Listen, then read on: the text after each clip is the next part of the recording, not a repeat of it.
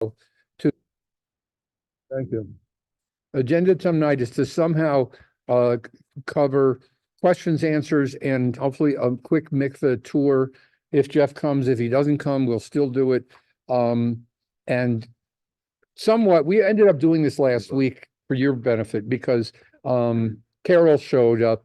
And so we talked a little bit, but I want to discuss, answer, respond, have some airing of any questions people have about the conversion and integration process. That's why I invited, in fact, I insisted that Phyllis come because she's the membership chair, and Dave also. Montany is going to speak about the Hebrew class. All of this is going to be done in about, all of this I'm devoting 15 minutes to, maybe not downstairs. But I don't want to only cover that.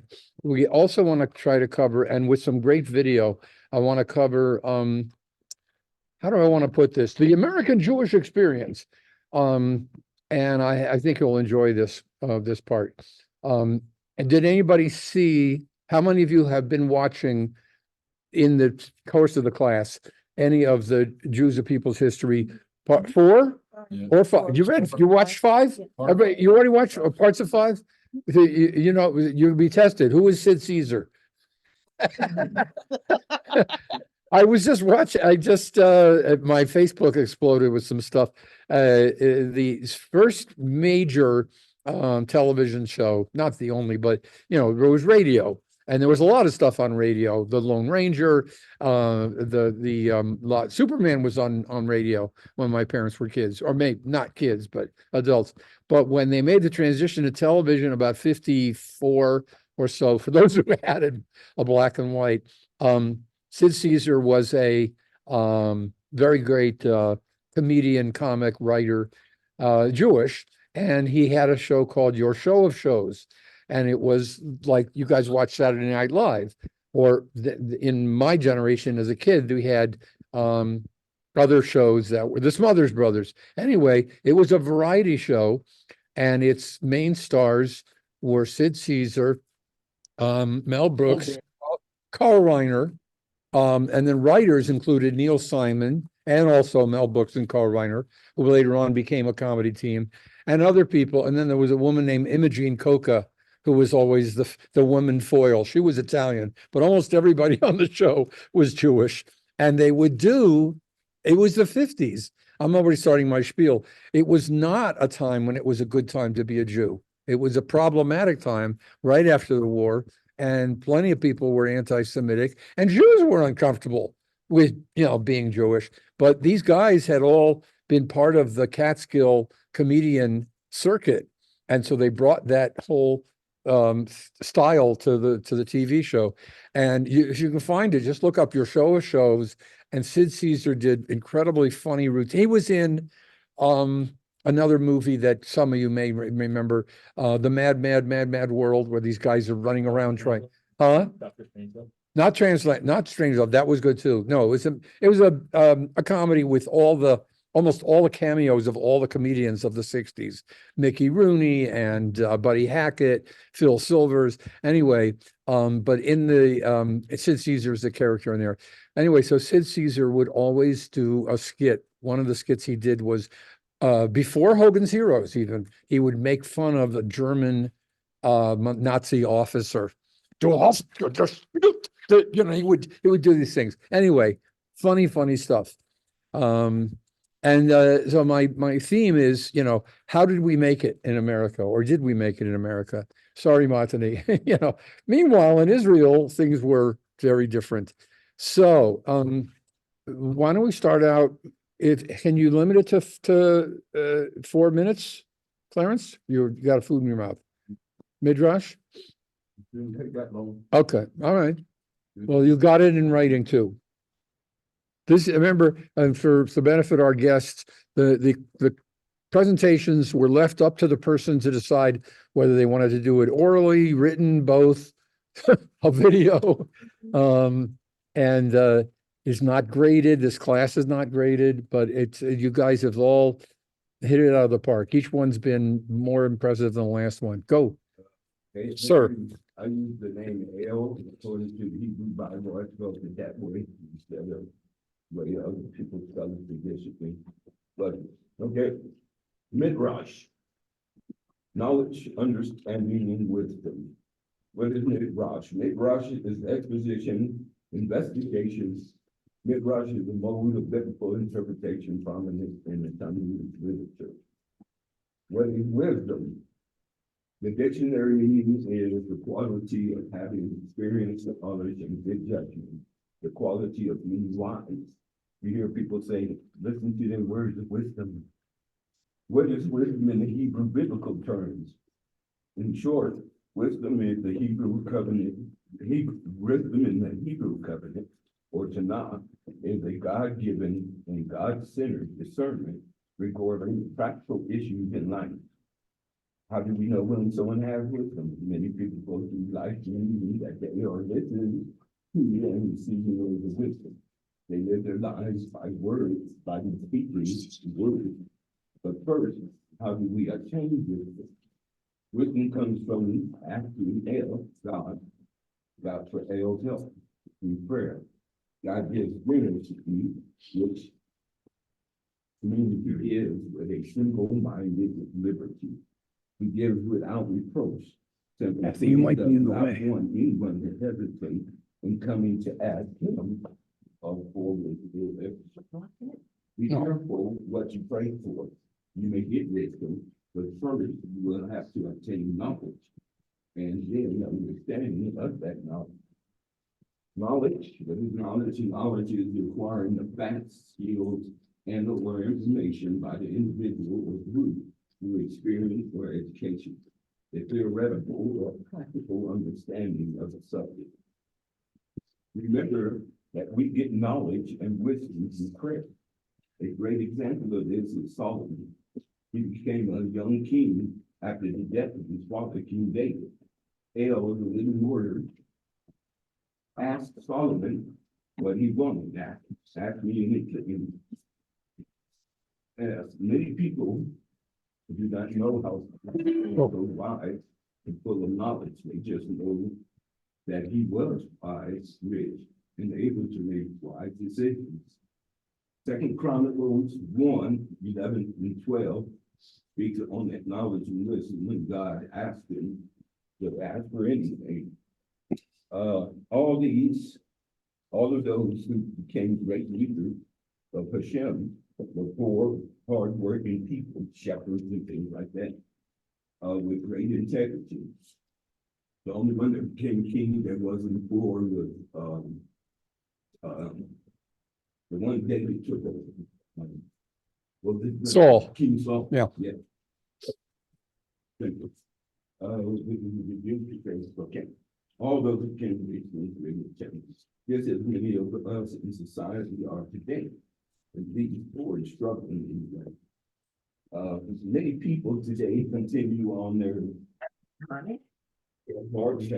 hard-hearted ways because of government.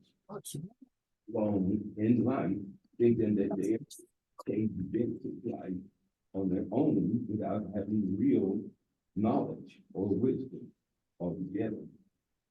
Yet those who do meditate and think upon the things of the Shem and the things of this life that surround them end up placing themselves in a position to not only become successful in life, but to become people of great leadership and responsibility.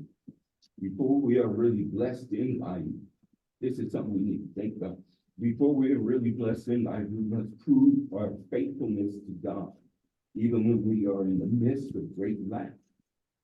Serving God, El, faithfully, even when we have nothing, but placing ourselves in a position of learning what He wants us to learn, and we need to learn doing those months or years of struggle puts us in a position to receive great prosperity.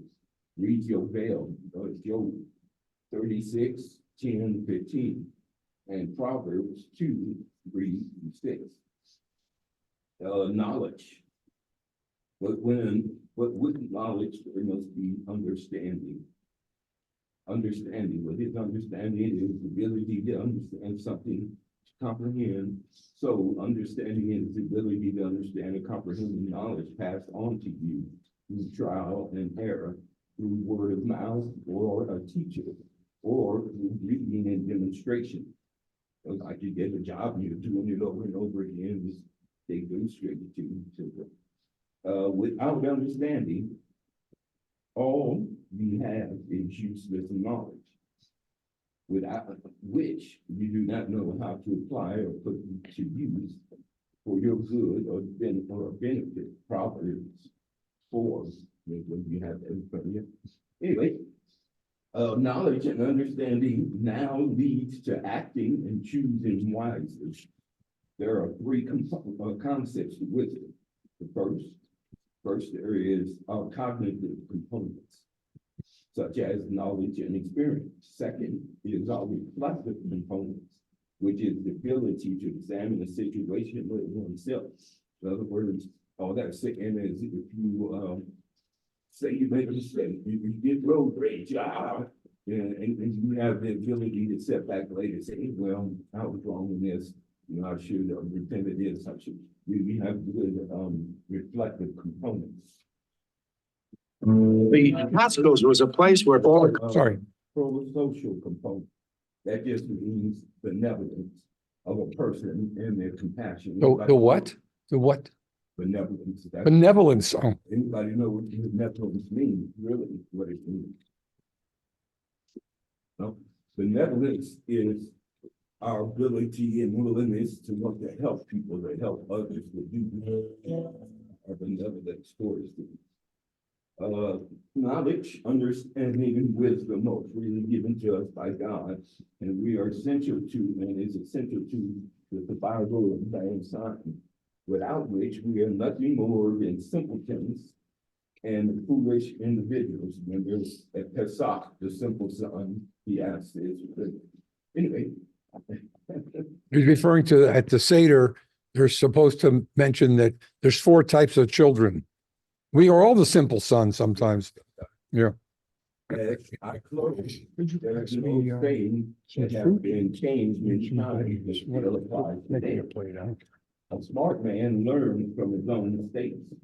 A wise man learns from the mistakes of others. A fool never learns. Another version of this quote is by Roy H. Williams, which says, a smart man makes mistakes, learns from it, and never makes that mistake again. A wise man finds a smart man and learns from him how to avoid the mistake altogether. That's it. Nicely done. Very good. Thank you. Thank you. Okay, I'm now just going to make the arbitrary decision to let Phyllis and Dave in their own different ways. And I didn't make an agenda, but the idea is that, a lot of you know each other. I mean, they know you, they've seen you at services. And some of you may have even spoken to Phyllis about membership already, excuse me. But my preface to some of this is, I did not expect this. Last year we had a class. It was large, not quite as large as this, but it was all online. And I thought, it was a great way to go because we started in December. This has been mind blowing. I've already told you how moved I am by the camaraderie in Yiddish, chevrusa, the fellowship. And not only, but that you 3 guys, or at least you and Tyler, and you brought Carrie, you didn't have to come, and Des didn't have to come, technically, this group, but this, thank you so much. Oh, good. This is duplicated all around the country and in South America, and I dare say in Spain and Europe too, that, as you know, some of these kind of classes are done in community things where you go somewhere and then all the rabbis teach, or pastors or people, and then you go back to your home synagogue with your sponsoring rabbi. We did that last year. We sent people to Denver. I kind of was convinced that this would be an interesting thing to try to do. All right, enough about me. But what's really amazing is that all of you have already become in some way involved in the shul. So I'm going to open it to Phyllis first to share anything about how Let me go first. Dave go first. Okay. All right. He's setting the tone. Yeah. I'll set the tone, but, you know, because I wanted to, welcome you guys and thank you. And let you know that, you are actually already part of our community. You're part of the Mount Sinai community by simply being here. And we love that. Some of you are on a journey that will lead to becoming Jewish, some of you already are Jewish. And that's fine, and that lets you become a member of the congregation, Phyllis can talk about that, but you're here, you're part of the family, and that was one thing. The fact that you've been in this class since the end of September and go on week after week after week and are interested in learning so much about Judaism, learning so much about our history, our culture, our traditions is wonderful, and that's a credit to you. So I just wanted to say thank you. I also want to encourage you guys to stay in touch after this class ends, because we've got new friends here. I'll also say you've got friends in the broader Jewish community, in the broader Mount Sinai community as well. You know, like I said, you're part of the family, so, you know, get involved in all of the stuff we do. Or we will start volunteer. You'll be hearing from us. We talk about- Yeah, don't worry, you'll hear really from good about us. getting volunteers for things. For example, we have the Yiddish Food Festival. We need everybody to Yeah. volunteer for that. But there's all kinds of other things. I mean, our Shalom dinners, the Passover Seder, the Purim party, we've been to the Hanukkah party. I mean, we do things all year round. And you're invited to every single thing we do. And just please feel welcome. So that's what I wanted to say.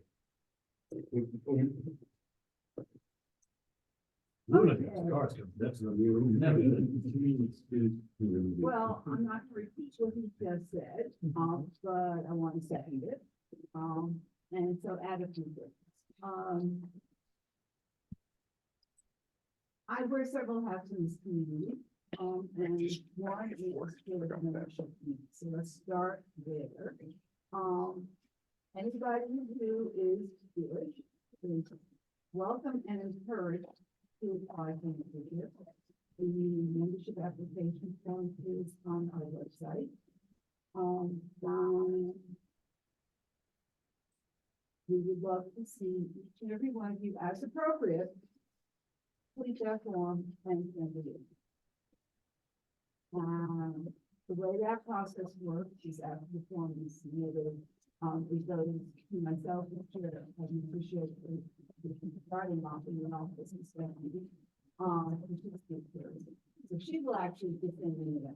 To me, and then I'll there this chair. Have the next board meeting, then that's where make a motion to have the application approved. And like I said, this is, we're very happy to get those applications. And then I will notify you, who will be officially the member.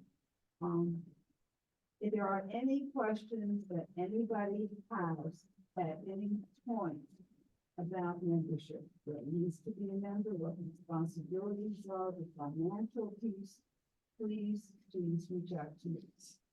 I'd be happy to answer any questions, sit down with you, have a coffee, whatever is appropriate in your particular circumstance. Now, moving on to the volunteer piece. Well, is there any that we could, I maybe you don't. Hey guys, whoever's online, mute, please. It's not me. Just that, you know, you get it once you go through the Beit Din, then we notify the ritual committee, who then approves, you know, because I'm approving it, so they approve it, and then it goes to their committee, and then it goes to the board. So it could be a matter of, you know, 3-4 weeks between the time a person, even if you're Jewish, you know, just because the wheels turn. It's a small community, but everybody wants to handle you. Okay, let me clarify. Yeah. The application should not be submitted until after the Beit Din. Correct. Yeah. Sorry. No. Be submitted after the Beit Din, after you are both officially Jewish. And then normally it's going to be a month, unless I guess our, version of the leap year is that we don't have a regular board meeting in December. So I could actually have the situation of an application coming in after the regular board meeting and therefore not being active on Yeah. the planning board, which I explained to the applicant, because I felt really bad that they was too much to go through that. So volunteer. As, as they said, the rabbi had said, we need volunteers for everything, and I'm proceeding throughout, I'm sorry, ask for volunteers for the initiative. So, yes, you will be hearing from me, everybody here. There's other ways that you can be involved besides volunteering, and that's just one example, of where we need volunteers. Our committees. It is not necessary to be a member to be on any of our committees. In fact, it's not necessary to be Jewish to be on our committees. So I am chair of the Social Action Committee. And we have one person on that committee who is not Jewish. It doesn't matter. If it's something you care about, whatever your status is at this point, whatever your status is going forward. Take a look at membership application and list our committees. I think we have other places on the website that we list our committees. We have 16 of them. It's kind of a moving target. We sometimes don't have active committees, we add ones. But if you see something you're interested in, or might be interested in, that you don't We can see. talk you into. Right. Again. Oh, be careful, because it turns out sometimes one means that you're actually getting attached to three. I don't know how it happens. Very crafty. But it's a great way to get involved. It's a great way to feel like you're part of the synagogue, which you are already, but even more so. And it's very helpful. What am I doing now? Great. I mean, we want you all involved in everything. Like I said, you're part of the family, your family now. And, with any family, we're gonna have disagreements, we're gonna, argue about this and that, but actually that's part of, I don't know whether the rabbis has talked about it, that's part of Jewish culture. That's Yes, how we yes. talk, I thought. Exactly, that's how we talk, there's no joke about it. What do you have when you have two Jews in the room, at least 4 opinions. So, but that's but it's also part of the fun of it. I'll make another pitch for the Shalom dinner because that's a great social event. Once a month, we go out to a restaurant and we'll get, the last one, I think we had 16, 18 to 18 people there. Everybody pays their own way. So, you're only buying your own meals. Although somebody always treats the rabbi. No, not really. Necessarily. Not really. Not, That's not a requirement. no. That's more of a wish. But anyway, it's just a great way to get to know people, and meet people. Because you wind up sitting across from somebody you haven't met, and that's exactly what we want, so you get to know people. So, we put it in the newsletter and on the website and on Facebook. And that's a great way to stay in touch. If you're not subscribed to the newsletter, go ahead and subscribe. You get 2 emails a week, one on Monday evenings, which kind of covers everything coming up, and then Friday, just a quick little reminder with the Zoom information for Friday night services, and then if there's something big coming out of the weekend. So that's a great way to stay in touch. And we keep the website updated. Yes, Try my reviews we update it every week. and accurate. Does anybody have any questions at this point, for either Dave or me, while we are here? Great, thank you. I'll just comment again, I'm assuming everybody in this room wants to be involved in the synagogue. That goes for elsewhere, every synagogue is going to have a slightly different culture. And there's an old expression in the Talmud. I'll translate it the best I can. Lo habashan lomed velo hakamsan milamed. Yes, or the other way around. The person who is stingy doesn't make a good teacher. The person who is shy doesn't make a good student. If you're shy, shy is important to be yourself.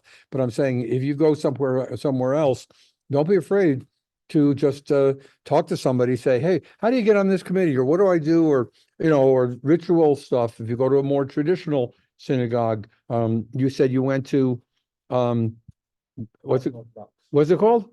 BMH. BMHBJ, yeah. So he was asking me, can I wear my talit there? Are they gonna have a fit? Because he's not yet Jewish.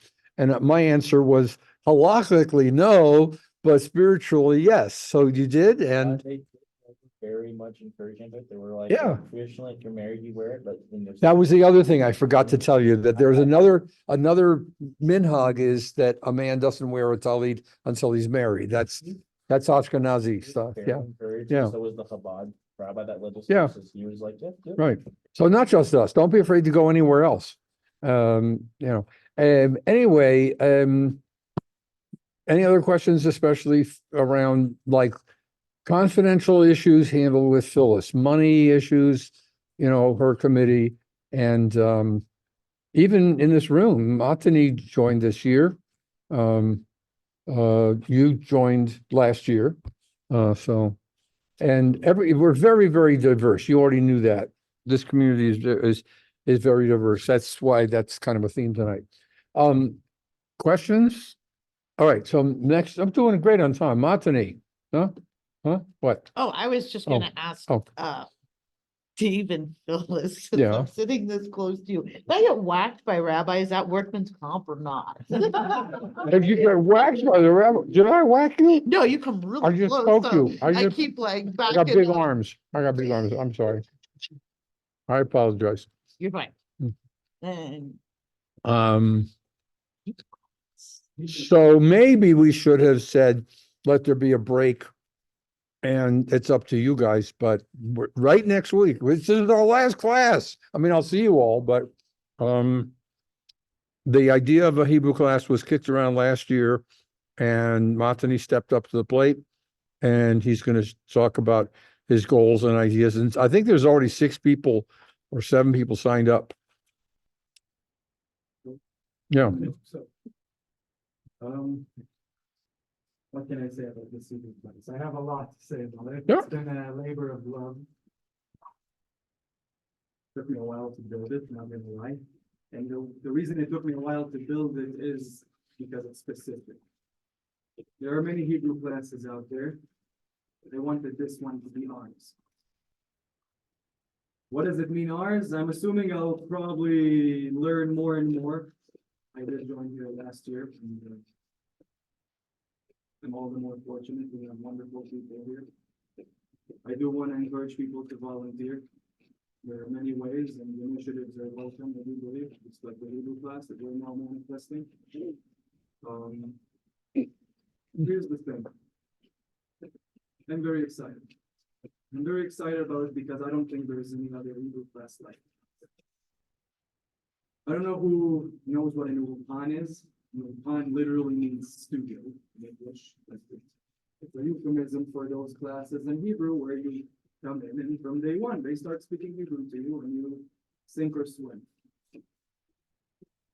So the idea is to be somewhere between that and an academic class. Now, this can't be academic because, yeah, I checked academic syllabuses. Hebrew for beginners, level 8, knowledge by Israel. Those are a full semester, 2 days a week, 4 hours a week. Hmm. So, yeah, we can't reach that. I had to make concessions. And in that sense, I do want to say I'm teaching very practical people. That's the aim. So whoever of you that's going to take this class will be able to go to Israel and survive. Wow. And I'm very comfortable with saying that. For that sake, I had to take out a lot of things from the syllabus that, frankly, I can do without. You'll see. I plan to use a lot of videos, presentations, worksheets, all of my own making, if I may take pride.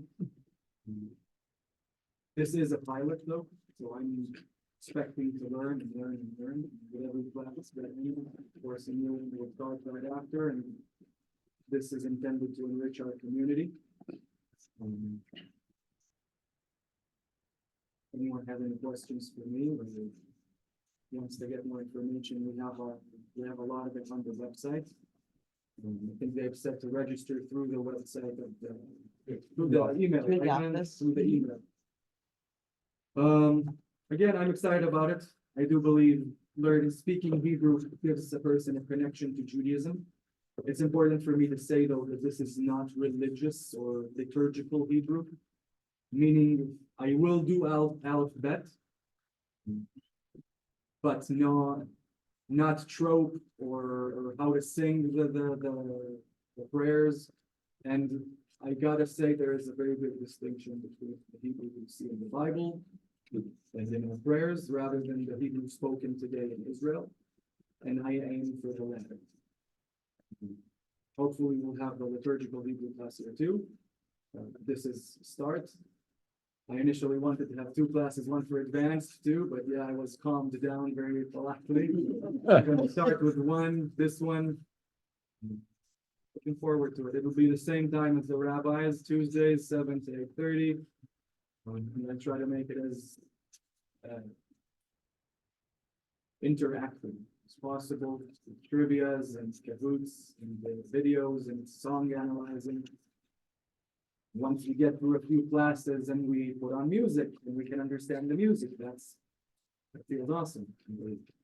So that's the idea.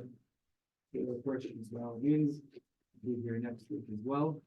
It'll be on Zoom. It'll be on Zoom and here. Hopefully the weather will be good. So So, yeah, I'm gonna. Yeah, I was gonna say, you're gonna get that set up? Yeah. Okay. I'd love to have it. Yes, sir. Thank you very much. But yeah, in any case, that's the idea. Enrich the community to have as much Hebrew and Jewishness as possible. Thank you all for listening. thank you. All right. Yeah. I wanted to plug. Huh? I know a Paul? lot and hard on this. I had the privilege of listening to you because I changed things since then. But I mean, I'm just in awe. And this is like a month or two ago that I shot. I am in awe of the amount of thought and reason he is putting. And I think it's going to be really fast. And just like students come in and tell you it's people. And Yeah. encourage, the Zoom is an option for when it's not. When the roads are bad, but then we also have, Rebecca Right. signed up for class today, so I mean, we've got people from out of town or Joe. So, yeah. Right. Thank you very much. All right. You'll do much better in person if you can. I mean, aside from people out of town. Okay, so what I'll try to do in lieu of Jeff, and Dave can comment, Phyllis, if you want to go, you can, but what is a Beit Din like? We talked about this somewhat last week. Am I? You're good. I'm moving gonna on. catch Phyllis real fast. Oh, okay. Fine. Oh, Sorry, we gotta. yeah, go pick up some food. all right. Give my love to your love. Wait, so Max is going with you, yeah? I'm sitting here drooling over here. No, I didn't. I was like, Help yourselves to food too, please.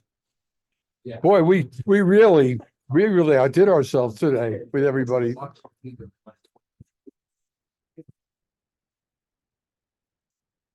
All right, so I guess it falls to me to do this. I will just briefly review for some of you what happens,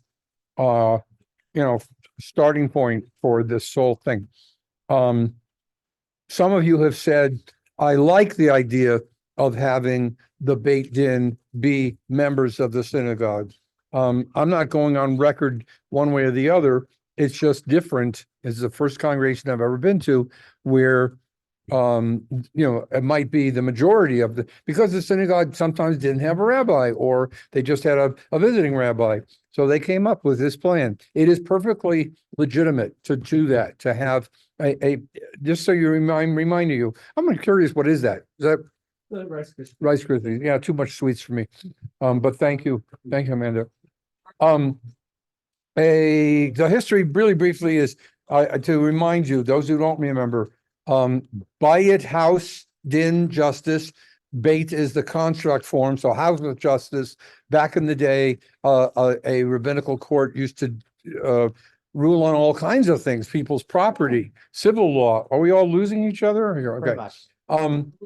And there's a famous episode of the old Mod Squad back in the 60s where there was a Jewish slumlord that was brought before the Beit Din because he wasn't taking care of his houses. So you could shame people by bringing to the Beit Din.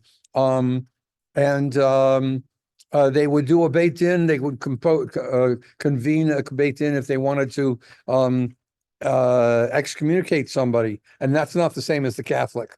You know, it's just been socially ostracized. Like a shun. Shunning, yeah. So, but today, these days, the only two things that a Beit Din is for conversion and then for divorce. It literally is important. As I told you guys during the episode on marriage, I went through a Beit Din with my colleagues when my wife and I divorced, my ex-wife. So it's a legal procedure and it bears that gravitas. Nevertheless, it can also be very comfortable and informal. So I said to you guys, I think one of the episodes, my joke is I never bury anybody who isn't dead. I never marry anybody that isn't already married. And I never bring anybody to the Beit Din that isn't already Jewish. If you come that day, rest assured, nobody's going to say, "Oh, I'm sorry, but we won't approve," or, they will ask you questions that you already know the answers to, or that you will think about. And that's why this essay that I have one and that Denver has one, and there's different ones online. But basically, the essay is, why do you want to be Jewish? What's your background? Tell us your story, a unique story of your life, a little bit. And you put it in a written form just so you're comfortable enough to talk. But then you send, I'll go through the questions again. So your background, the why, the wherefore, what you find interesting, what you found problematic, perhaps anti-Semitism or Israel, or who you are as a person. Gee, I didn't think they would accept me. Okay, but I learned this or that. And then there are some knowledge questions, but they're phrased in a way that is not to stump you, but what do you do about Shabbat? How do you celebrate Shabbat? What do you do or not do? Where did you? Yeah, go ahead. Yeah. They're very open-ended. Yeah. Yeah. There's not really a wrong answer. Well, if it was an Orthodox one, it would be, but everybody but the Orthodox and the Chabad have gotten to the point where they've realized there's a great diversity of opinions, but you have to confront it. When I decided, not me, but the person who says, I decided to keep Shabbat, I had to deal with the fact that I had to change my work schedule so I could be in synagogue. I decided, and some groups, and I will try this sometime, maybe another class next year, one or two classes I've taught have said, as a test, as an experience, keep a traditional Shabbat for a whole Shabbat, 24 hours. Don't use the phone. All those things. You've done it. It's challenging. Sometimes I think I would like to do it again, but then I realize I need to drive to be here or things like that. But maybe there's things that you've stopped doing. All right, I'm going to get into that so much. Same thing with kashrut. Things that you tried, things that you decided on. Perhaps you no longer eat pork or shellfish or mixed milk and meat, even if the meat you eat is not kosher. Maybe you did go, and you should go down to the kosher meat market in Denver just to see what's out there, what's available. My God, I've had this great quest that we should start a co-op. Then we buy, kosher chicken and get it shipped. They'll ship up here. That's my missionary thing. I am kosher, but you've also seen me eat out, and I will eat, but I don't eat meat. I don't eat treif. Anyway, so the three elements would be, what do you do about Shabbat? What do you do about kashrut? And what do you do about your synagogue involvement? What are you involved in? And that is self-evident if you're in our community. I come to services. And then the last question might be related to that is, what is your community involvement like? Did you get involved, like Phyllis was talking about? If you're interested in social action, did you do that in this? Do you do that? And then there's another question that might be, how is your life going to be different? Especially for those of you who are in relationships with people maybe who aren't Jewish and that, as I told you before, that was never in the past acceptable, and now it is. But it's significant that Cameron is supporting Amanda, going down to Denver, and your husband, I've seen him, and you two are fascinating, together. So it's always really great when it's a couple. Nevertheless, I don't know about ours, but generally speaking, it's one person at a time. That means you would go and he might be there, but it's like your time. And then he would go and you can be there. We may decide, but in Denver, they're very strict. Ben did his Beit Din, and a year later, Rebecca did hers. And they said, "Thank you for coming, Ben. Now just wait in the waiting room." It was private with them and her, just the rabbis. Anyway, so that's part one. Part two, or part 1A, I would say part two for a man is, and I was almost going to bring the thing because now I'm taking my blood sugar. How many of you have ever done a Lansing? Okay. For blood sugar or for anything else? Blood sugar experiment. Okay. For the gentleman, it is not a big deal to take a blood prick on the prick. Forgive me. I'm sorry, guys at home. And I was surprised myself because in LA, they had to have the mohel there. Mohel is the person who does circumcisions, or a doctor or somebody who wore gloves. Of course, they would wear gloves. And I don't know, maybe they've changed, but when I got here, the din, it means the law, the ruling in Denver was the person can do it to themselves, and we will accept that. Now, are you going to go to the bathroom and take a sample from the finger? You shouldn't. Why would you do that? And so it is a little bit intimidating for some guys. No? But I was going to say, honestly, the anxiety is far worse than the pain. There's really none to speak of, but speaking of anxieties, but it makes it. I was surprised even when I started doing this. Of course, it might feel different on my penis, but in any event, that's what we do. Des?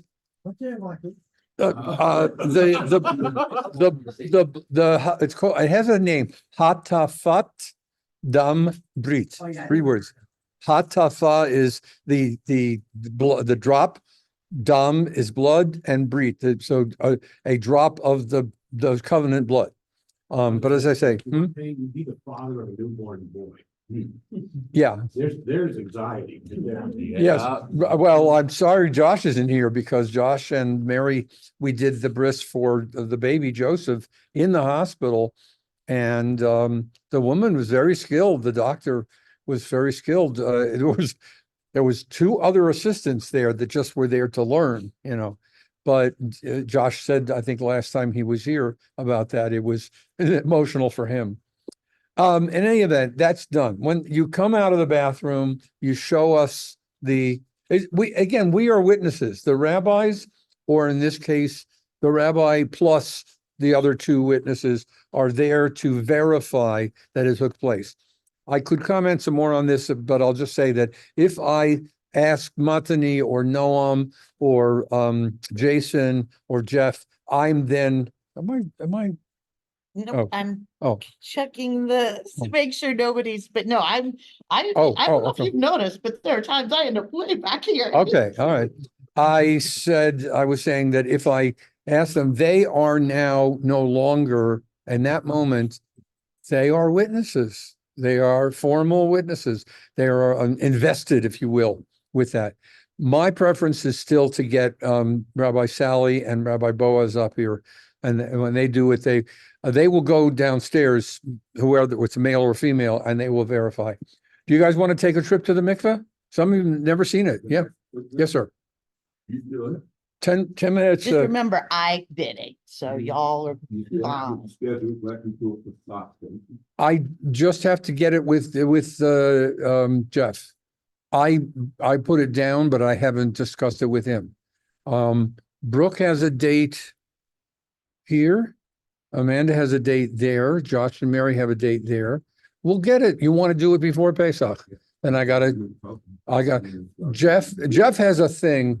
He doesn't like the idea of being two people on the same day. So I've made that compromise. So we will find a date that works for you and so we have to get the committee. Now, all right. So having said that, I want to show you the mikvah, but, can we go down and come back up? And you don't have to come. Yeah, I'm going Just no, it's not worth it. No. Somebody made my make the trip Yeah, home. yeah. I've been down. Um, A huh? couple of times. I've been down there. Does anybody, you're dying of curiosity to see what it looks like? Let's go see it. Let's go do it.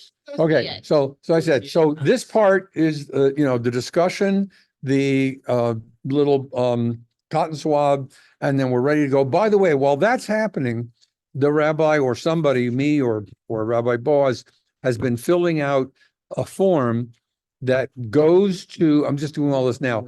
Then when we get back upstairs, we'll start right in the other part. A form that is called a te'udah, a certificate. It is a formal certificate in Hebrew and English that spells out this person's Hebrew name. So it's very important that you choose your Hebrew name before that Yeah, in consultation with me. And no, you don't need a last name. Your Hebrew name would be, and I think I discussed this with somebody the other day.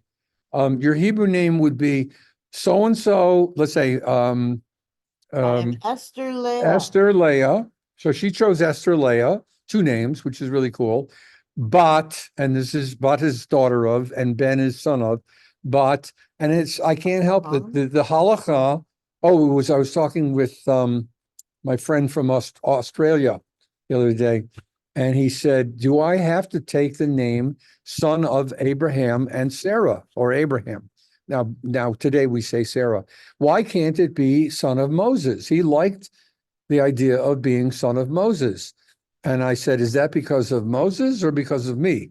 And he said both. He loved he's kind of Buddhist, as Josh. He's into Buddhism, so he has a Buddhist name in honor of his teacher. He wanted to. I said, I can't help the fact that they honor Abraham as the first Hebrew, and that's what you're known as.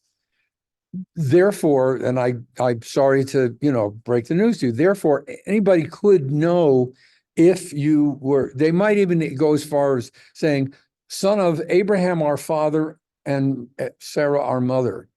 So if you're called to the Torah, or you're, God forbid, you die, you're known by that name. You do not have to use our father. So as far as anybody else knows, you're a daughter of Abraham. Who's your father? Abraham. And there was an anonymity to it. But all right, any other questions on that? Let's. The one thing I will Yeah. warn you is you better be prepared to defend that name. Whatever you choose. Yeah. You better be prepared. What do you to mean, defend the it. the first name Yep. or the All Batsara? the way around, your first and. You can change your second. Hebrew name at any Oh. time. Yeah. In your bait Dean, I mean, like Sally will, if you get Sally, yeah, she's gonna be, Well, I wanna know. Even after, a lot of people ask me about mine. Yeah. Oh, I see. Interesting. Yeah. People want to know, why did you choose that name? Yes. And I gave a spiel one time, but I'll just say, alliteration. My name is Marty. I didn't choose, but Moshe. You're on the camera? Yeah, so I can go down to the mikveh, show people. Oh, good. Okay. Are you staying? Okay. So it could be the same first letter. It doesn't have to be. The second theme that I push is generations. I want to be named for my grandma, My grandma. which is what she did. And the third is, I call it imitation. That's probably not the best thing. But I love the character of Devorah in the Bible. I want to be named for a tree. I want to be named for a famous, resistor in the Holocaust or something like that. I'm just curious. Yeah. How do you handle the tribal name? We don't use them. What do you mean? My Hebrew name is David Moshe Ben Moshe Halevi. Oh, that's not tribal. That means that that somebody knew in your family that you were from the Levites. Right, that's what I'm saying. Yeah, they don't. I mean, anybody who comes in as a naturalized Jew, unfortunately, doesn't get to become a Cohen. Yeah, Levite, Cohen, so he's talking about not tribes. We don't use the tribes Don, Judah, Eleazar and so on, but he's talking about Cohen, Levi, Israel. It's more, I don't, what do we call them? Yeah, descent. Yeah, if you're descended from Kohanim, they told you, That's what happened to us. you're a Levite. So you're a Levite. Yeah, a Levite, a Levi. Okay. Did not know that. Very, very quickly, and because of the light. So let's go downstairs, except those who don't want to, or those who've already been. And yeah, he can take his phone.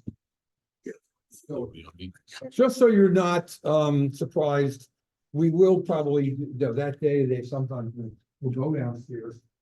It is so warm. You won't want to Jeff, back up. yeah, Jeff makes it so nice and toasty warm. You can go down. It's just I'm not, because, well, that'd be ridiculous.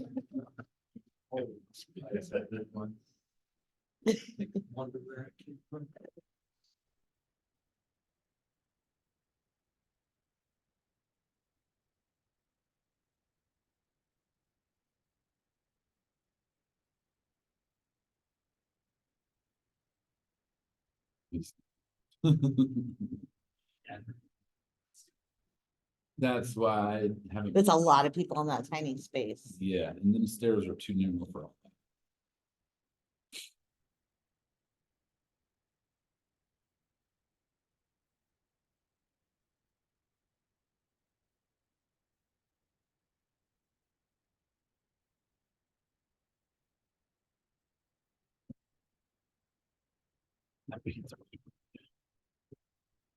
Yeah. It wasn't bad, but I don't know if it was necessarily good either, like, I don't know. Different. Hey Stephanie, since we can't hear him, can you tell us what happens in there? Yeah. So where are they at down there? Oh, that's the bathroom where you do go in, you take your shower, because you're gonna actually be using ours, right? Okay. It's where you take your shower beforehand, and then where a rabbi's at, it's at the top of the steps, and there's just like maybe 3 steps down, and you're gonna go in there, and you are going to do, I gotta stop and think about this. The Shema,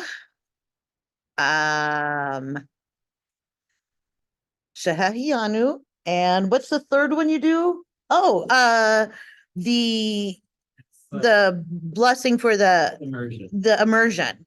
And they're up on the wall down there. But for instance, you'll go, like, you'll dunk 3 times and you'll go completely under, and there'll be somebody there to make sure that you went completely under and you said everything, and they'll let the rabbis know that everything was kosher, and that's exactly what they'll say is kosher. And when you come up, yeah, that 3rd time, you're Jewish, and they'll encourage you to take your time in there and do enjoy it. It's an amazing feeling. So warm. And yeah, it's like warm bath water. I mean, it's really warm, and then The prayers on the wall, are they in Hebrew or are they in English? yes, both, I want to say. I want to say there's a transliteration up on the wall down there, and they'll help you with it as well. I mean, if you need it, if there's any part of it that you're not sure of, they'll walk you through it, because even if you know it at that very moment, it's just kind of a what am I doing? Yeah. I know it's weird, but beforehand, when you come in for your bathing, no makeup, no lotion. It's just harder to get off in that itty bitty little shower. And, if they have the water running for the mikveh, it's really hard to get water pressure to the shower. And so you want to make it as easy on yourself as you can. But it's, yeah. See, like where Clarence is standing right there, that's where Phyllis stood for me. And each time I came up out of the water, she would look at the rabbis and say kosher, and this part of it really doesn't take very long at all. And it's kind of one of those, darn, that went too fast. But then shower off and come upstairs. Yeah, Thanks for saying that. yeah. I could check with Jason because of the amputation, they went ahead, we did like a dress rehearsal the day before. And so I went in a bathing suit and did it. And he went ahead and videoed it for teaching purposes. I could see if I still have it or if he has it, and we could send it to you. It's real quick, but it'll show exactly what happens when you're in the water. If you're comfortable, if not, that's okay too. Oh, yep, that's fine. I mean, I let him keep it. I mean, I was like, it's fine. I'm in the water. It doesn't really matter. But there is that short video of what happens when you're in the water. So yeah. If you want, I can send that. That Uh, would be awesome. Thank you. Yeah. When's your bathing? I just looked at the calendar. I think April 18th. Gotcha. Does he have the rabbis for that one already? I don't know. It's gonna be there, but I don't know. He just told me to take the day off, so I took the day off for both jobs. Yeah, I would. I would. It oh, did Dave show down in there a little bit? Yeah. Okay, the strangest part is, the whole being naked. I will say that is the weirdest part of it for you at first, and then it just doesn't matter once you hit the water. Uh,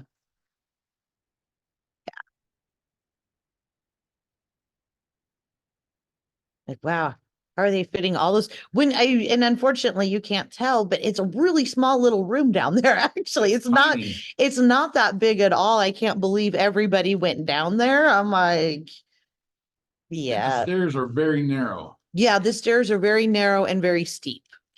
So Going, how many people are in the room with you when you're doing that? Just one or? it's just one. Okay.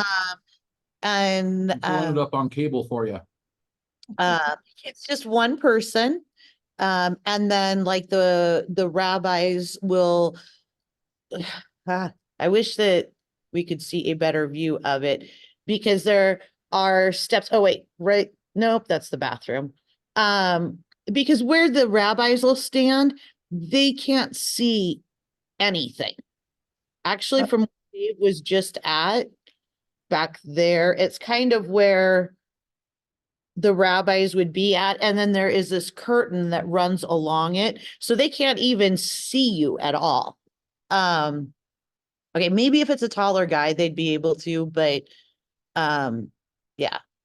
And it's just one person that's there to just kind of help you out, to make sure you got dunked okay and to read off the prayer for you.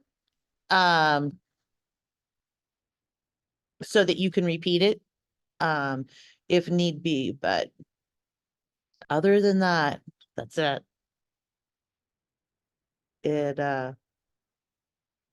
It's just one person that's actually in there, down there with you. Cool, thank you. Definitely a robe. Definitely want a robe. And they recommended like ivory soap, no conditioner. Because you actually have to wash your hair before you get in the mikveh. So, and brush for your nails, things like that. I think I ended up looking online to see what all the parameters are because it is actually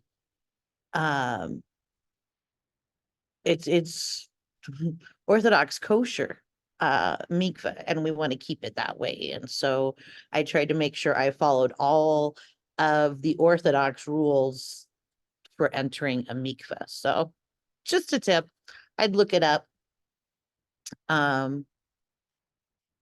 But I mean, really, I mean, some of it, I mean, you're the only person that's ever gonna know. So it's kind of that, you know, You come. you're, yeah, you're on the honor system. Don't cheat yourself now.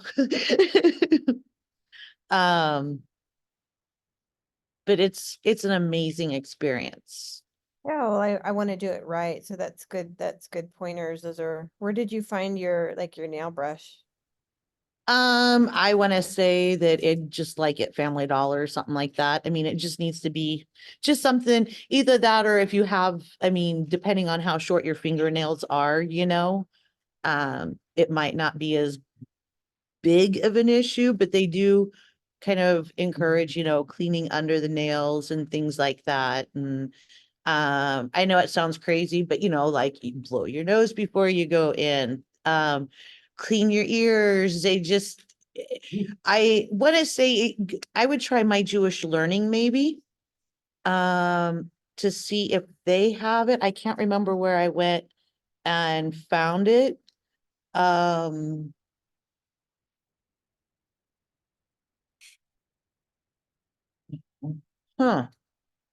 Yeah, I would try there first. And I'll see if I can find it as well and I can send it to you. But yeah, there's Well, I appreciate it. Thank you. flip-flops I would recommend. Uh, or some sort of shower shoe just to get from point A to point B. Yeah, and then back to point A. But yeah, it's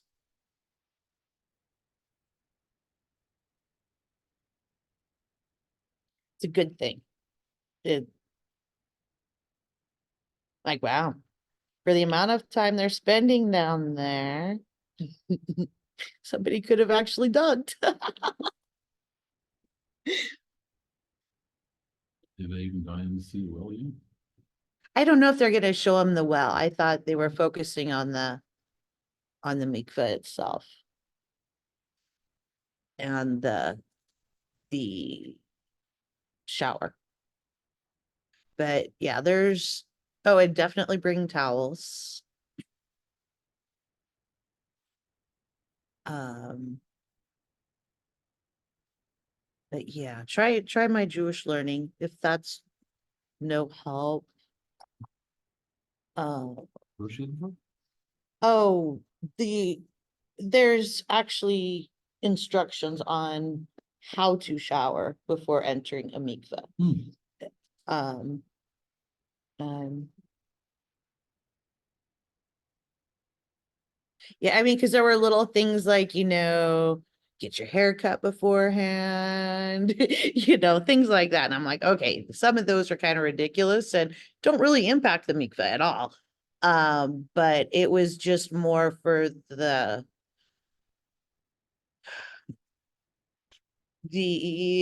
overall experience of it all, I guess. So let's see if we can tell how steep those stairs are. Oh no, they're already back up. Hello. Don't I know you from somewhere? I was No. telling Brooke what it's like down there. I mean, what you do.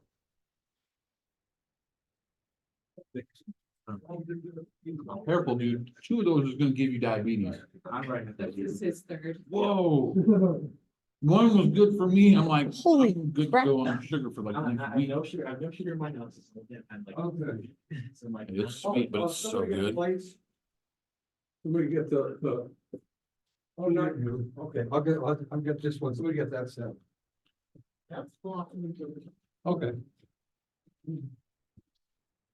All right. Hi, everybody. So Dave, that was broadcast for Bailey and for Brooke and, Yeah. okay. Yeah, there was no sound, but Stephanie's a great tour guide. Oh, sorry, It's Well, I was okay. probably muted. huh?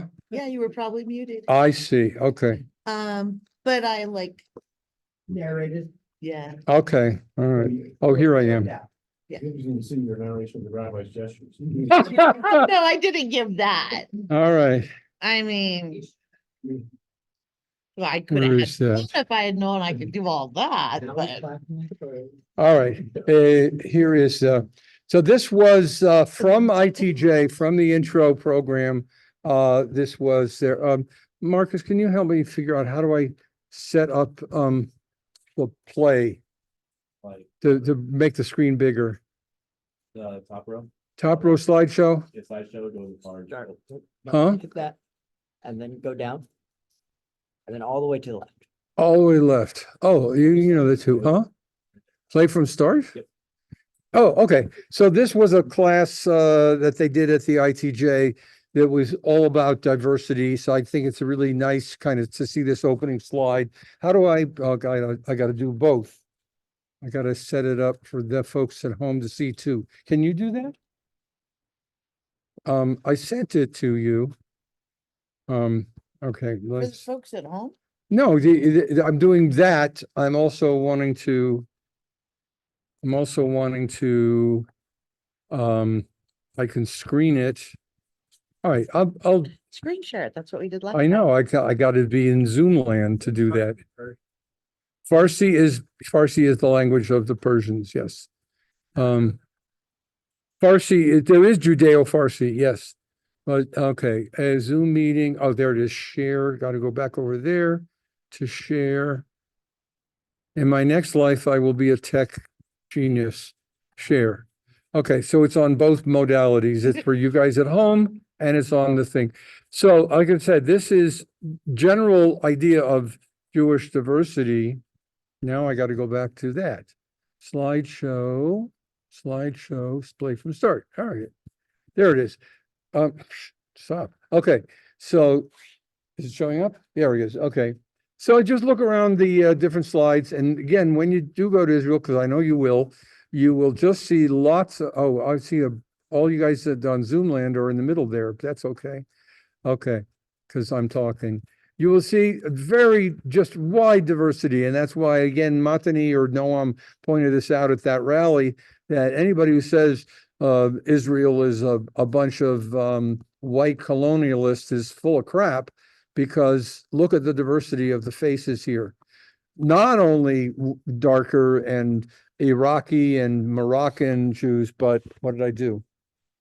But the new influx of in the last 25 years of the Ethiopian Jews. So when I went to Israel after 40 years, I was blown away myself at the diversity of ethnicities. And that's the Jews. And then what about, all the other groups as well?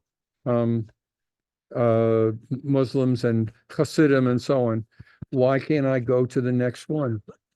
Oh, there we go. What does Jewish look like to you? So there's a film that I can't access of a Hebrew Mamita, a woman who's Latina, that talks about her family. Cuisine, language, customs, dress, music, the diversity is mind-blowing. But that's the ethnic side.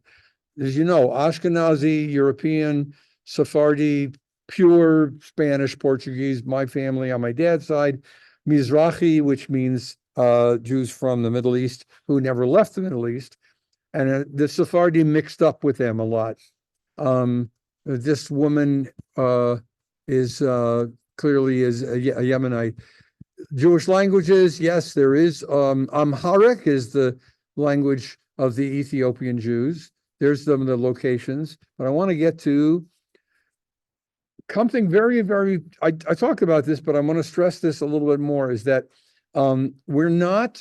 it's not like, I go to Catholic Church, you go to Episcopalian, blah, blah, blah, blah, blah. What do you believe? What do we believe? They all believe in general concepts, but you will find great diversity in observance. So you don't go to a Reformed synagogue. You might, the Reformed rabbi might say, I don't believe in this, or, I know a Reconstructionist rabbi in Irvine who's just retiring. And we used to argue because he would say, oh, come on, you don't believe in angels, do you? I said, yes, I do, But so there are a lot of people who, but my concept of angel is different. So but that's very key, is that what you'll find between the movements is differences in observance, not so much about theology. Okay, halakha, the term. So, there we go.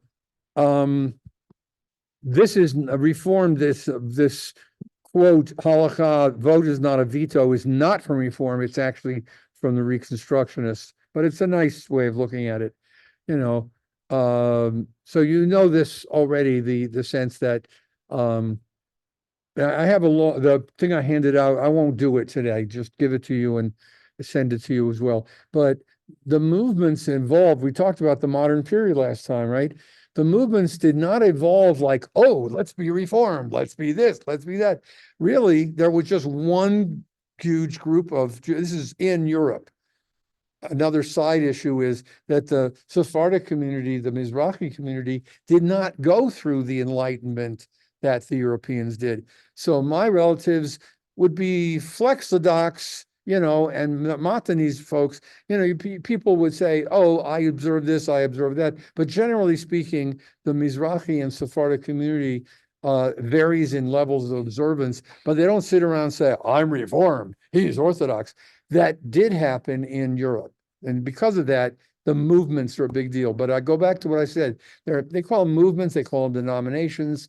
I would prefer the term movement, because we're all Jews. And they're more and more, we're learning that, and that's my big beef, Dave, with Chabad. There's one Judaism, one group of Jews, and they'll tell you that. But we don't like to, say, I don't like those people. But yeah, you may not like them, but they're family. Anyway, the term Orthodox was not the original term. It was a term applied by, you remember the early Reformed, the early Enlightenment. The Enlightenment happened.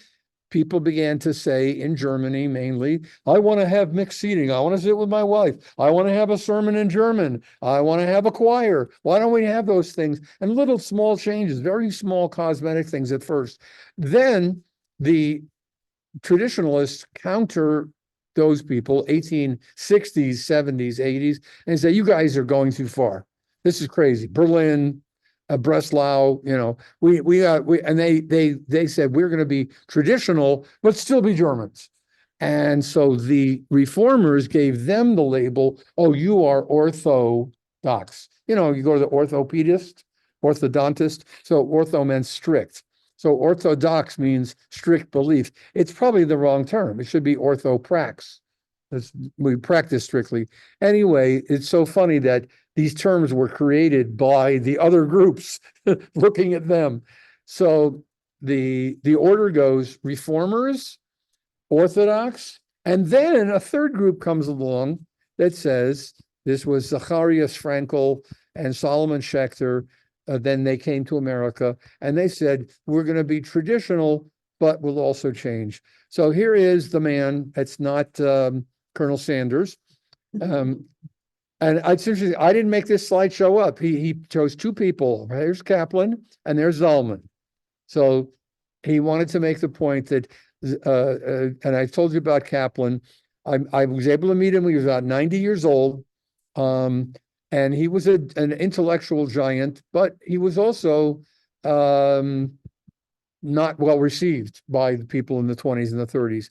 So he came up with the idea that Judaism is a civilization. I've talked about that. And he said, God is a force that makes salvation possible. He did not like supernatural thinking. He was not just a rationalist, but I guess in Christian terms, he would be like, I don't know, perhaps Presbyterian. This is like, let's keep the traditions, but we don't have to tell people stuff that's fairy tales. So he was very rational that way. He also rejected chosenness, which the Young Turks of my generation said, we like that idea, but maybe we should talk about it and interpret it differently. But, and I told you that Kaplan had 4 daughters, and his oldest one, Judith, had the first bat mitzvah in 1922. And here's the other giant. Again, both of them are unique because they bridge the gap between this and that. Kaplan, may rest in peace, kept Shabbat. He was traditional himself. He kept kosher. He just was innovative in a lot of things. There's the great Rebbe. And who's the guy on the left? Dalai Lama. So, and so this is a famous picture when they met in Dharamsala. It's too much to go into everything. I have a whole film about Zalman, but here he is wearing his streimel. But so he was, again, unique in the sense that he was both Hasidic and traditional, but modern. And for a lot of people like me, learned there after I had already burnt my bridges, because I went to Israel. I was there at the wall, and guys come to the yeshiva, put on tefillin. And so I bought the whole thing, hook, line, and sinker. I tell you, I'm talking about you, Marcus. So I got into that whole Orthodox trip, went to the yeshiva, and then I burned out on it. I just had it. They were so repressive. And not progressive. And also the big emphasis was, get married, don't touch women, da, da, da, da, da. I was a frustrated 22-year-old. So when I left that whole scene, Yeah, we'll go with that. we'll go with that. Yeah. Yeah, that's what we'll call it. My first girlfriend was a secular Zionist, the first serious girlfriend back in LA. But when I met Zalman, I resisted for a long time. And then I realized he's not Reb Noach Weinberg from Yeshiva. He truly had the depth of Hasidic knowledge without pushing, you got to do this, you got to do this, you got to do this. And I told you, he accepted gays and women as rabbis. So, yeah. All right, there's enough. He allowed Jews in the military if they would like to, this are not required to anymore. If you want to become a rabbi while doing military service, you Yes. have to leave to go to an actual yeshiva. It's now all online, and I don't agree with that, but that's okay. Yeah, but Yeah. you set that up. Who he? Your XO?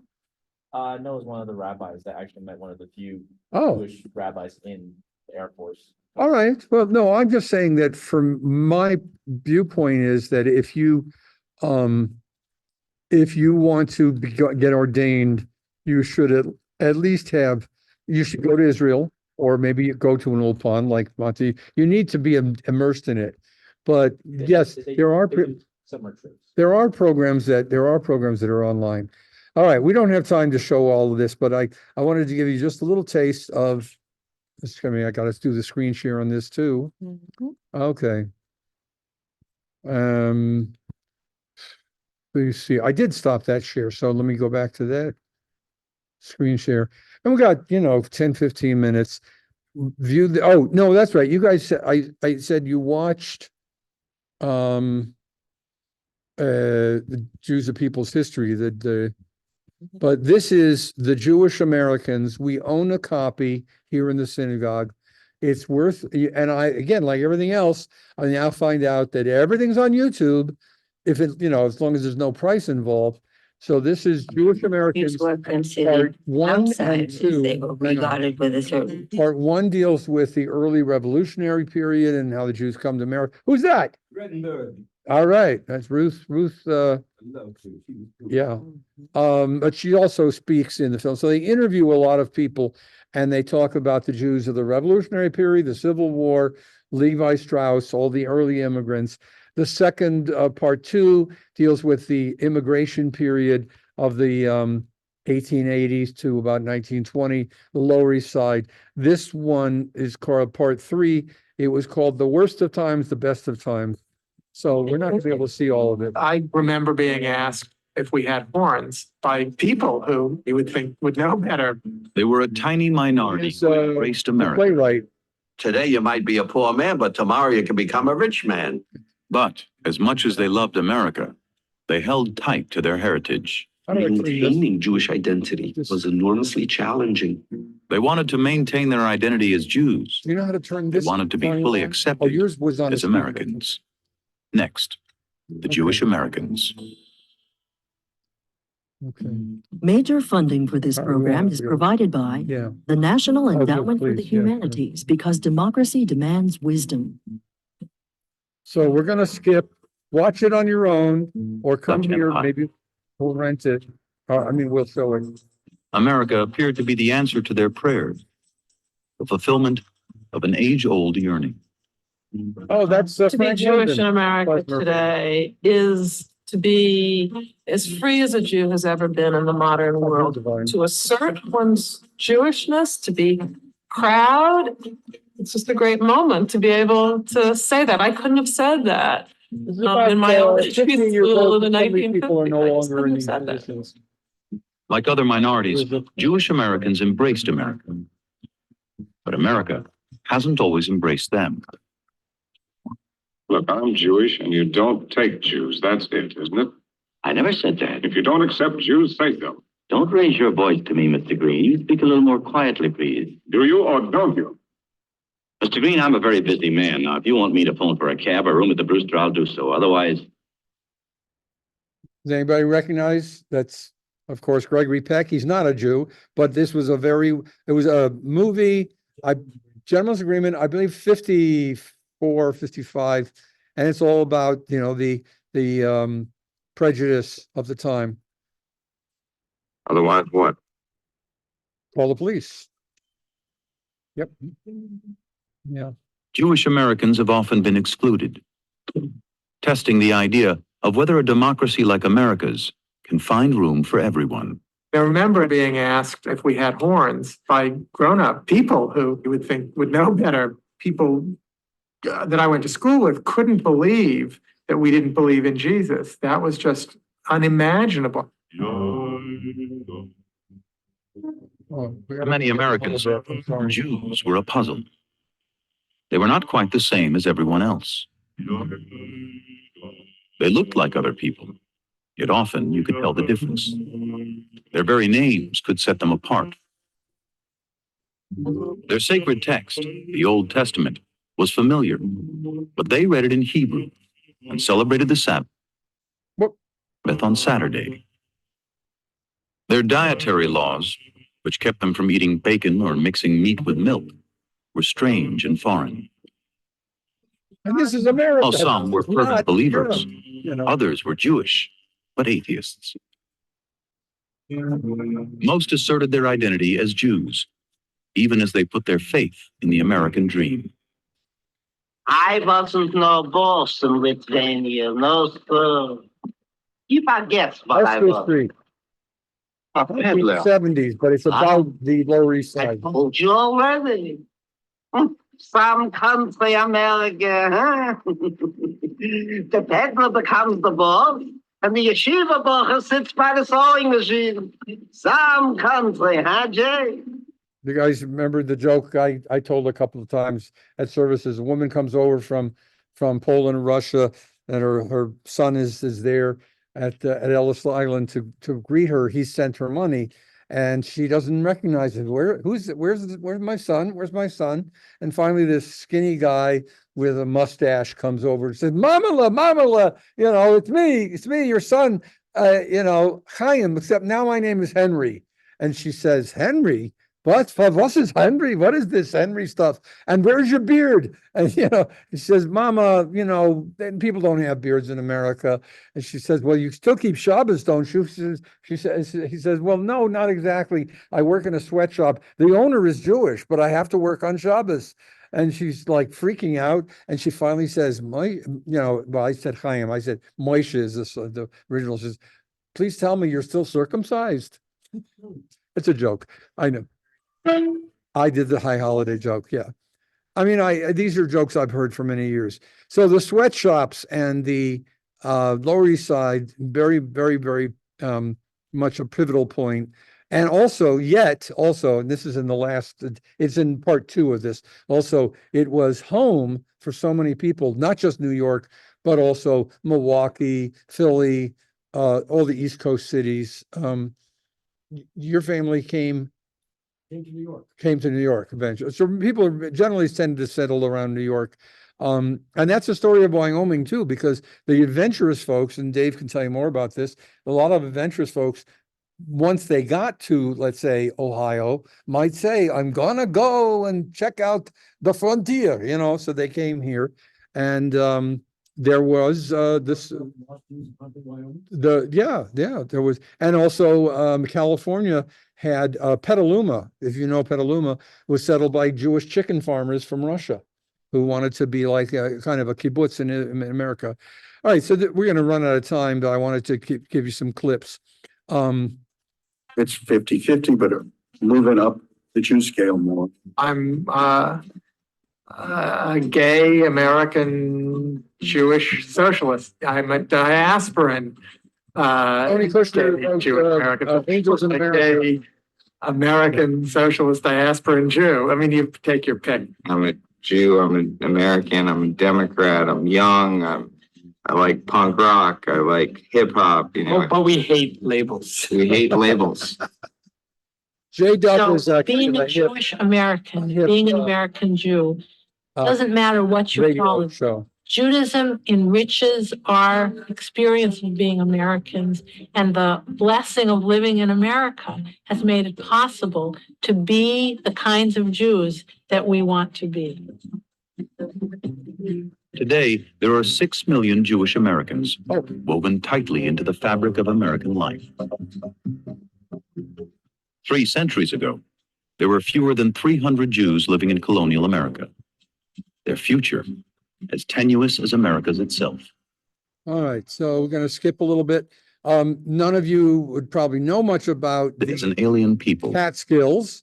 The favorite character our family. But here as More well, than 100 soldiers.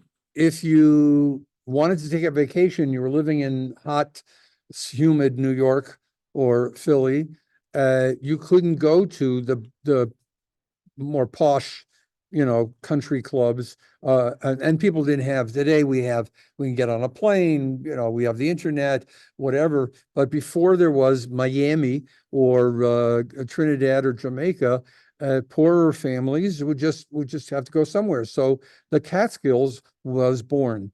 And if you all watched, Catskills is a mountainous area. Yeah. About 80 miles from New York City. And what you had was a group of Jews who opened hotels that catered to Jews. Yep. So they would serve kosher meals. And they would observe Shabbos. And it was the only place where Jews could go where they were welcomed. So they went to the Catskills, and I actually went to one of those places. Yeah. It was very in decline by that point. right. And then they also had a lot of entertainment. There are even some movies that take place during that era, to show what it was like. But yeah, there are a lot of Jewish. Dirty Dancing is all about, is the last days. Dirty Dancing is it was a book actually by a woman, all about the early, that early period of this, the later period, the 60s. But let me see, I wanted to hit the funny stuff. There's a lot of material in here about the slave trade, the Confederates, Judah Benjamin and other Jews who were involved. But do you know, does the name Barry Goldwater ring a bell? Anybody? 1964 ran. From 60 to 80. You're a trivia nut, I'm telling you. But His name is everywhere. his grandfather was a Goldwasser. So Barry Goldwater was not raised Jewish. That was, of course, typical of people in Europe too, is that one generation might sometimes say, it's time to shed the old ways. So some people would just change their name, other people would change their religion. So Goldwater was not raised as a Jew, wasn't anti-Semitic, but he was quite right-wing. It's very radical for a Republican. Yes, yeah. All right, so the reform movement, and This was an attempt on the part of Jews to say, we have arrived in the United Conservative, the States reform, we and this belong store, here. this building. This is a place that is not 1950. simply a haven. This is our home. Ellenson just died. He was a leader in the reform In movement. Cincinnati, the Plum Street Temple was a far cry from the unassuming houses of worship of the colonial era. This is a tool. What are you To talking some, about? it seemed more like a church than a synagogue. The Jewish Americans were simply adjusting to life in a Christian country. I grew up with Plum Street's similar to first that. rabbi was Isaac Mayer Wise, an immigrant from Bohemia who was unafraid of controversy. At Plum Street, he would experiment, making changes that transformed Judaism in America. Isaac Mayer Wise actually believed that he was creating an American Judaism, but it was very much in keeping with what I would call American or Protestant notions of how worship should be conducted in the United States. And similar, Rabbi Wise hoped to make Judaism fit into a 19th century American setting. and Wilshire Boulevard Encourage Jews Temple to in adopt LA, all rituals from this more like their period Christian with the neighbors. organs. Themselves are Yeah. proud. Fabulously rich Jewish New Hang on, Yorkers, let me, like the Strausses hit of the, Macy's department pause. What? They arrived in the United States, off the ship, Mm-hmm. Friday night. David, I mean, I don't Oh, know the day it yeah. was, that they arrived day of the week, but anyway, it was Friday night and they found a synagogue. It was a Reform synagogue. They walked in, Wow. had no idea where they were. My grandfather was, what is this? What is this? It was Reformed, they Yes. were talking English, women were Mhm. sitting with the men, nobody was Mhm. wearing a talit, and he had no idea what was going on. Later, they found, an Orthodox shul they could go to, Mhm. and conservative, but their first synagogue in the United States was Reformed, and they had no clue. Yeah. No, it's not exactly like that, but my grandfather, may rest in peace, came from New York. He was Sephardic, and he had belonged to one of these traditional Sephardic synagogues where my dad was bar mitzvah, and he came out to LA. And we had, my bar mitzvah was in a more reformed, normal type of synagogue like that. So he was familiar with that. But by the time he came out another couple of years later, and my parents had joined a synagogue in Northridge where Rabbi Alan Setcher, the guy who was here on the slideshow, was doing movies on Friday night. He would do a whole, like a creative service. And Grandpa looked around, Grandpa Morris, he looks around, he sees all the young people and the families. And he doesn't have a Yiddish accent, so he would say it was Sephardic accent. He said, it isn't my kind of Judaism, but look at all these young people. So, yeah. Gosh, I can't do justice to the Lower East Side, but here it is. Here's parts of, this is not even a haircut. They were garage. living in tenement houses. An SS. And a lot of them lived where the bathrooms were in the hallway and you had to get a number when you could use them. And the bathtub was in the kitchen. And in each apartment, you could have 6, 7, 8, 9 people. We're talking about 300 square feet. And you It can was go for the to newcomers. New York, and there is a, sorry, I've hit all the way back. There's a tenement museum. I was going to take a trip with a bunch of teenagers from Long Beach. We had to cancel the trip for whatever reason, I don't recall, but maybe money or something. But anyway, I looked it up and you can find it online and you can go online, you can see some of it, but they literally took a whole brownstone building and created a replica of what a tenement looked like. And they have people there acting out the parts. So fast forward, somehow, I'm going to try to do this to give you just a taste of the Yiddish theater. And there is the young Mordechai Kaplan. Let me see if I can get him. Private Finkel. Today, the Forward still reports the news, opinions, and Right. The Forwards was the preeminent Yiddish paper at the time. There were two. There was many, but the Forwards was the liberal paper, but the Freiheit was the communist paper. So there was one that was more radical, and then there was so the Forwards used to have I think that's him right there. That is the editor. in 1903. Yeah, so they used to have things where it was called the Bintel Brief, and people would write, I only know this because of secondhand, I've studied it, but people would write like letters, Dear Abby, you know, but it was a Yiddish version. What am I supposed to do? My son wants to marry, a Reformed Jewish woman, or he wants to marry this one, and they would write in and people would get replies. So just to get a little bit, just to give you a sense of the two peoples, the two ethnic groups that this is a shot of a sweatshop. He's not working at home. He's working in a sweatshop. In 1903, there was a horrible fire at the Triangle Shirtwaist. It was in 1913. It's a 1903.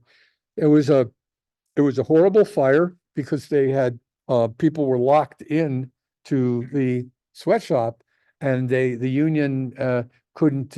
I don't even know if they had a union, but the owners, who might have been Jewish, I don't recall, had said, you cannot leave. You're stuck. And a fire broke out, which was also, it wasn't arson, but it was mysterious. They never found out, was it somebody with a cigarette or something that was shouldn't have been thrown away. Anyway, thousands, maybe like 200 women died. There were people jumping out of the buildings. It was the 9/11 of its time for the people. And after that, that was when they finally began to institute laws against this. So now we move forward to, here it is, not to that, but this is. Lay there quietly while they dumped hundreds of flags on top of it and lay quiet. And she remembers laying on the flags and hearing, they came and checked, no children working in this factory. That was Carl Reiner. Across the Lower East Side, there were endless debates about working conditions. So the Jews and Jewish the Americans joined the labor movement in large numbers, union movement, and that determined to improve their own lives, and in time, black people, the lives of other working men and women all over America. Things were not good for anybody. I was reared on the gospel of unions and workers, and the workers were exploited by capitalists unless there were unions, and the strike. What did I do? Was the only tool that workers had to protect themselves. One should never, ever cross a picket line. One should, view every union with great, deep respect. Okay. Unions were still small and fragile, but Jewish workers were not afraid to challenge their bosses, who were also often Jewish. Mm-hmm. All right. When the women returned to their sewing machines at the Triangle, here it is. Not much had changed. I'd love to do the wall. 24 people were spilled to their deaths. Lizzie Adler. I'm sorry, what? Greta who? Doesn't ring a bell. No, you're talking about the woman with the.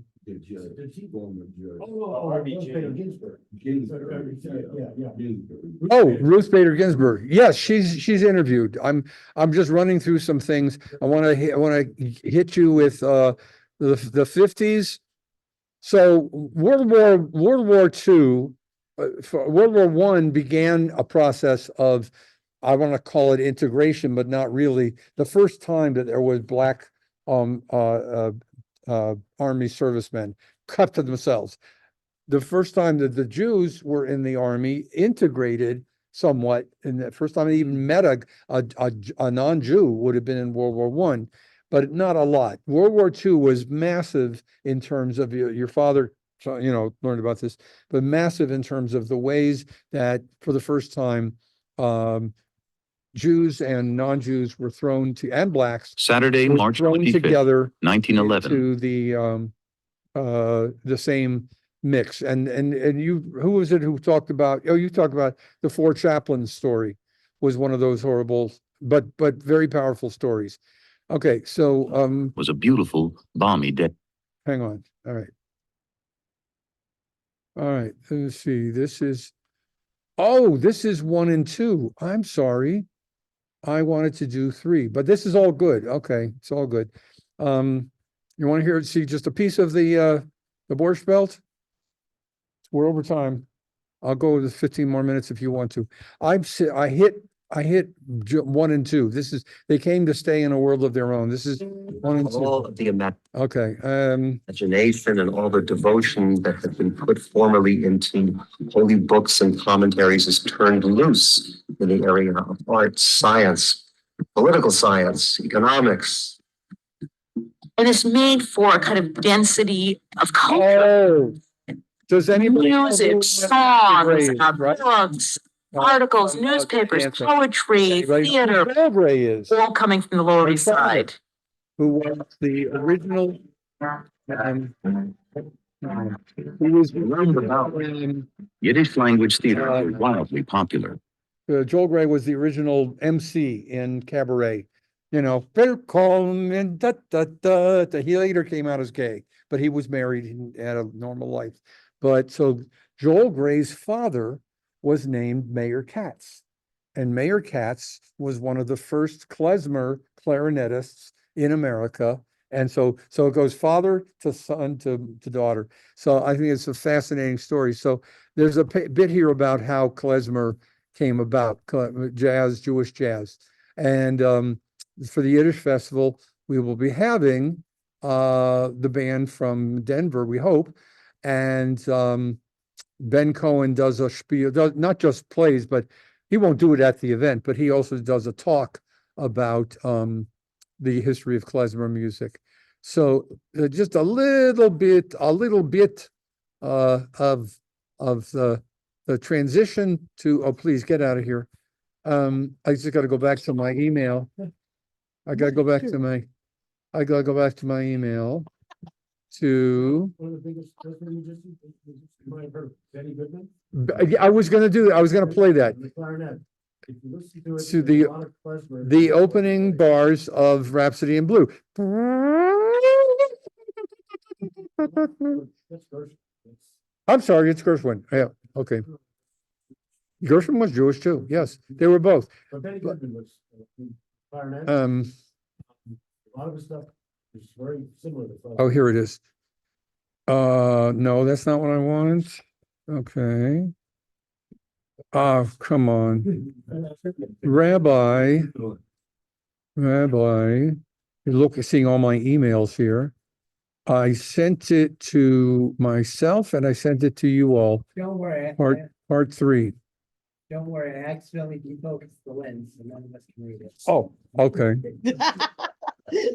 The Jewish Americans YouTube At least it's forward, part. right? Oh, here's part 3. Part 3.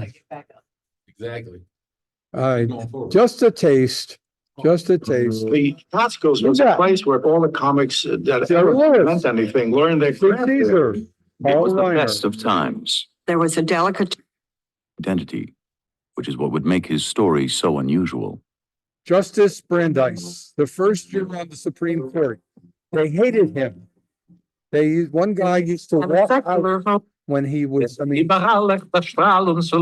He wrote God Bless America, land that I love. And he was smarter because if he wrote it, God Bench America, land, it probably wouldn't have made a nickel. But he gave away every single penny to charity of that song. And he could have made at least $1 million in royalties from that song. But he loved being American. So It was I a started to tremendous- say, there's 2 groups that are very instrumental, and not just instrumental, but are the core of what is modern American music, jazz, blues, and all that. And and I'm not going to compare Black Americans and Jewish Americans. They brought all of their input into this. You could say, sure, Italians, macaroni, spaghetti, and Polish polkas, and there's no question about that too. But he mentioned Irving Berlin, Benny Goodman, who are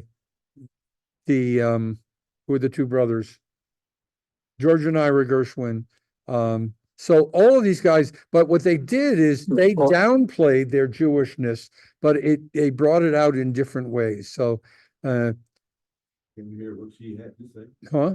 Can you hear What Ruth had to say? Yeah, I mean, she talks about going to school as a young girl.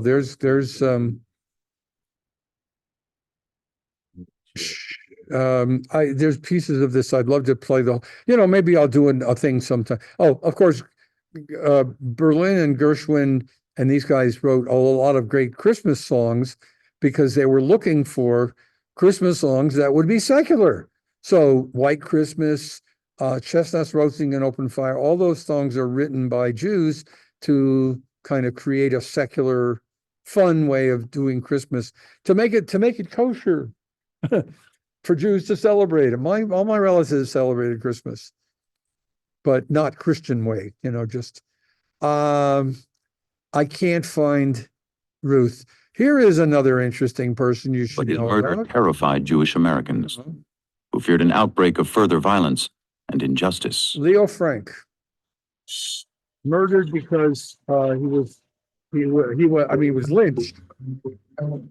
They had good Because he reason was to worry. accused of Anti-Semitism was murder of prevalent a- all of a across the Christian country. girl, which was- Even the secular saint of American industry harbored a profound hatred of Jews.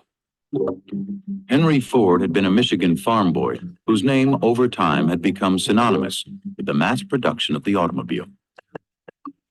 Now, he was one of the richest, most powerful men in the country. He was a household name.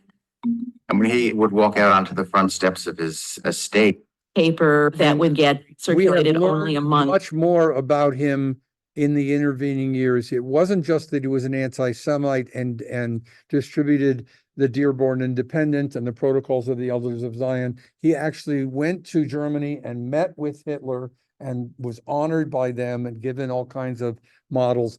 And we've now learned, You're not screen sharing. You're not screen sharing Oh, anymore. okay.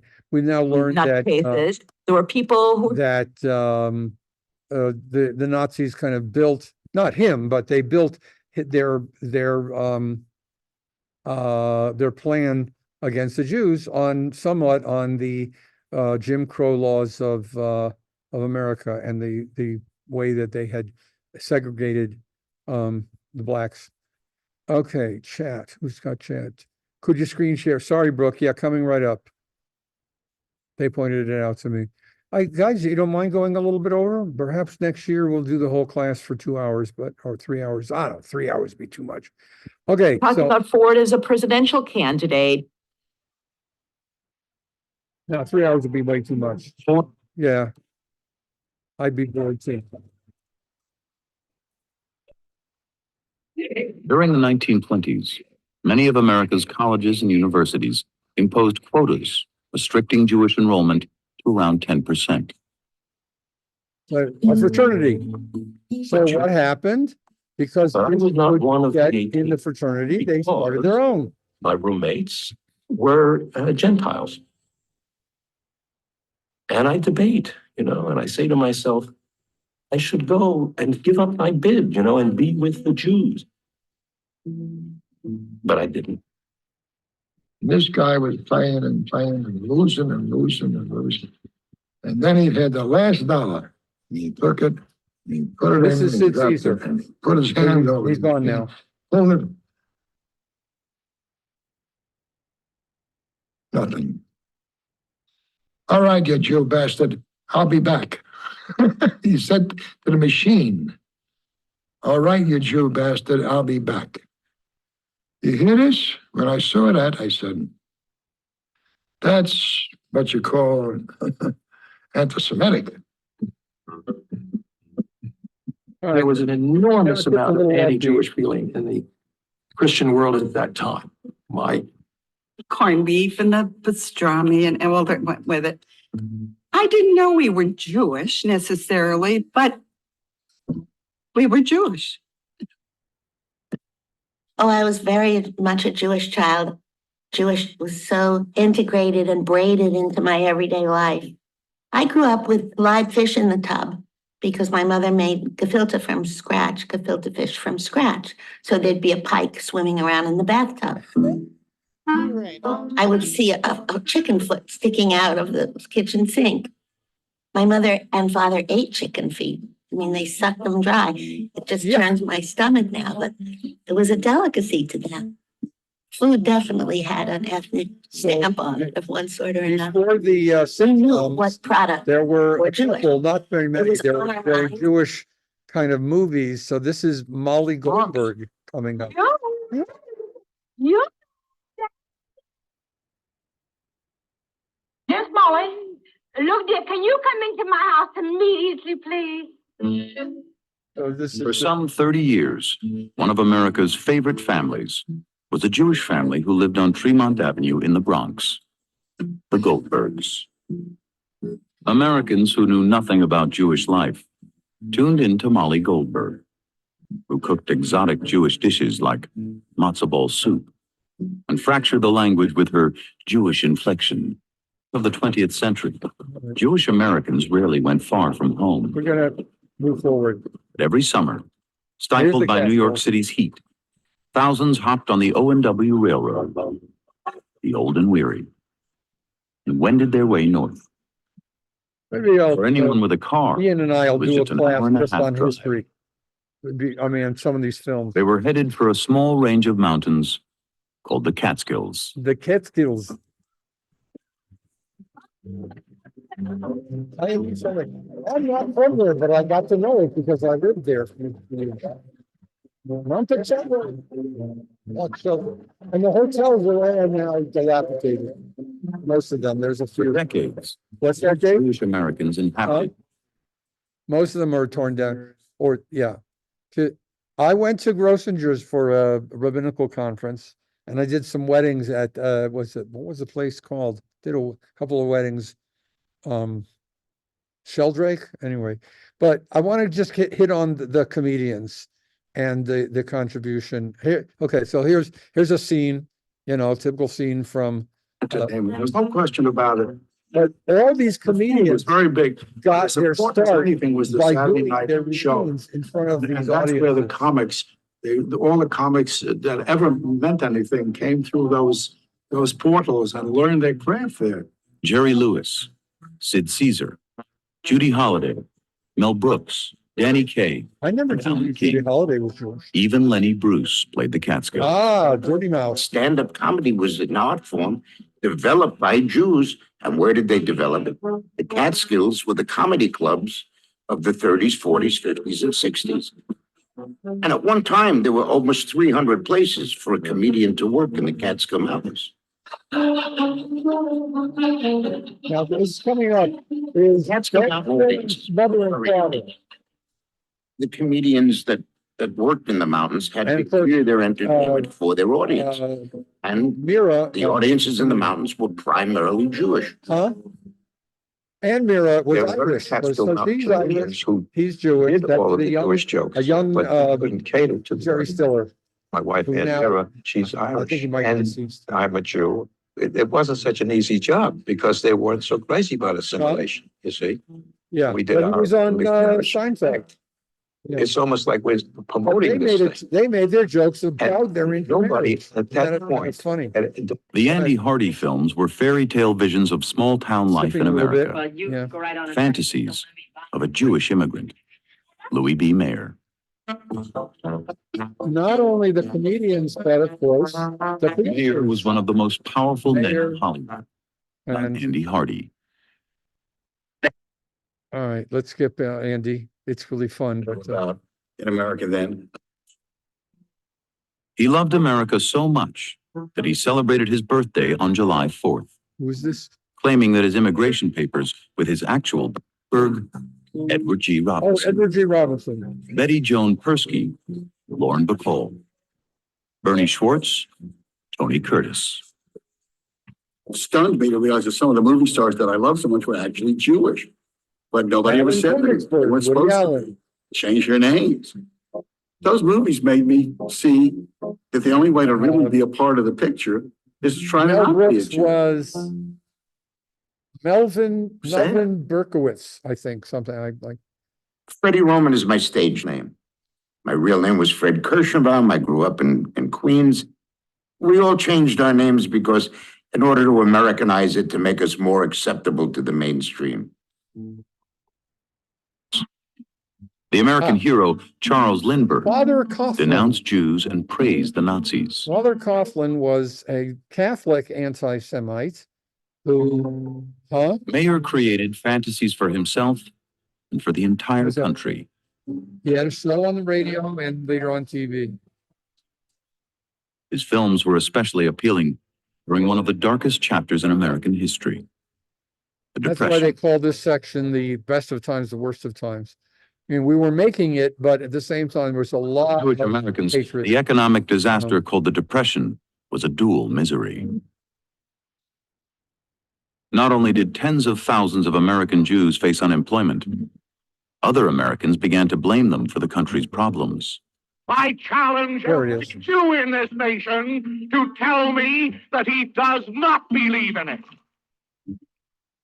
The rants of a renegade priest of the Catholic Church, Father Charles Coughlin, reached 30 million radio listeners. I don't want you to come away. The American thinking that hero everybody hated Charles us, Lindbergh nor do I want you to denounced come away Jews thinking and that we praised the were Nazis. the best and the brightest. But here's another little episode. Nazis and escalating fears that Superman. The reason I'm showing you this is because this simple coffee loophole took me from I 180. don't need an ad. My name's Dan Snow, and I want to tell you about History Hit TV. It's like Netflix for history. Hundreds of Because I did exclusive it on documentaries YouTube. No and thanks. interviews with the world's best historians. Oh, please.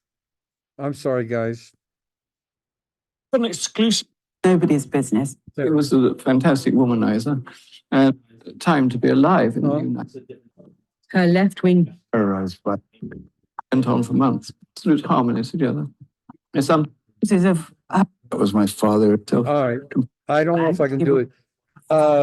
During Paris. What's that? What happened? Told. Oh, shoot. Diana. I got another. Do you realize the reason you got sent to prison during the war was that Nancy had shocked you? She'd been to Churchill and said, I think Diana is a national security risk, and you should lock her up. Yeah, hit back. And Yeah. Diana was absolutely appalled, but she kept it a secret. Well, that's why you watch videos instead of YouTube. Catskills was a place where all the I just wanted comics. to point out one more thing. Apple pie. I loved Superman when I was a kid. The guy who wrote and I know what the audience wants. the writer. My real name was anti-Semitism. You're right, Schuster. Jewish Americans continued to assert their own political Siegel and ideas. Schuster.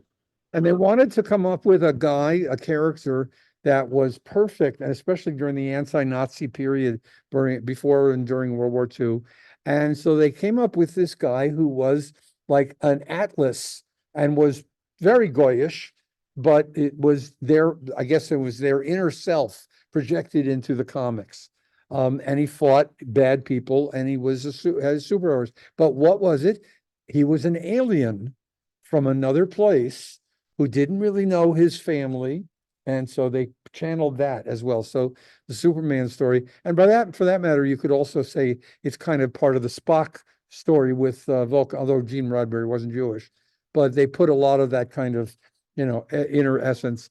All right, so here's this Superman, and all the world will know that I am Superman. Brilliant idea for a superhero. Just who is Superman supposed to be, Mr. Siegel? Superman is a super being who came from the planet Krypton. Stan Lee was also Superman Jewish. can run faster than a bullet faster. Stan Lee, he did He can lift the an Hulk ocean and all liner the other out of the water, and he can even stop a train with his bare hands. Superman was the little nerdy Jewish boy saying, "You don't know who I really am," to the girl, to Lois Lane. If you knew my secret identity, I'll rip it off and I'll be them, not me, but these guys, these jocks who I see you with and you're kidding around with and you're flirting with them and you're not flirting with me. Well, I rip and see, this is what I really am. Remember, Clark Kent was supposed to be very. It was that fantasy. All of us, I certainly have the same fantasy. If she only knew the real me. The inside me is so much huger than bigger than this kind of shy, self-effacing, schmucky kid walking around the Bronx. And in their case, they're walking around this Cleveland suburb. So it's a Jewish boy assimilation with Germany. A little bit of the bad stuff. During Jewish Americans looked to President Franklin Roosevelt for help. advisors, but they put their heads in the sand. Most of them were aware. There were more Jews in his the administration than any persecution that was president had ever going on had before. overseas.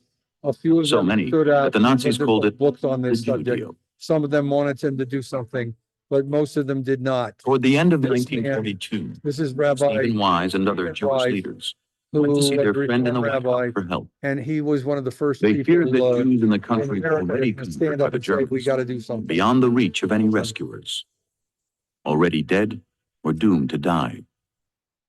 But they implored Roosevelt to find some way to save the rest. 6 days later, the United States and its allies formally denounced the Nazis for this bestial policy of cold-blooded extermination of the Jews. But even after he learned about Hitler's final solution, Roosevelt kept his focus on the war. I don't want to do this Believing the Holocaust murdered stuff. could be We've seen a stopped lot of only it. by crushing the murderers. Let's end with Harold Schulweis. They are depressed. And that depression worries This is me. my parents' rabbi. Lay a stone I knew Harold on well. the heart of my children and despair. Here I am talking about goodness, and every person is created in the image of God. Do I have any empirical evidence? It led me to found the Jewish Foundation for the Rescuers. Yeah, to recognize the goodness. I know. Tens of I just can't do everything at once. And to do that, I got to go over here. thousands of Christians who risked their lives and the lives of their children to save, protect my people, people of a different faith. One of the things that I believe, you've got to look hard for the sparks of divinity in the ashes of atrocity.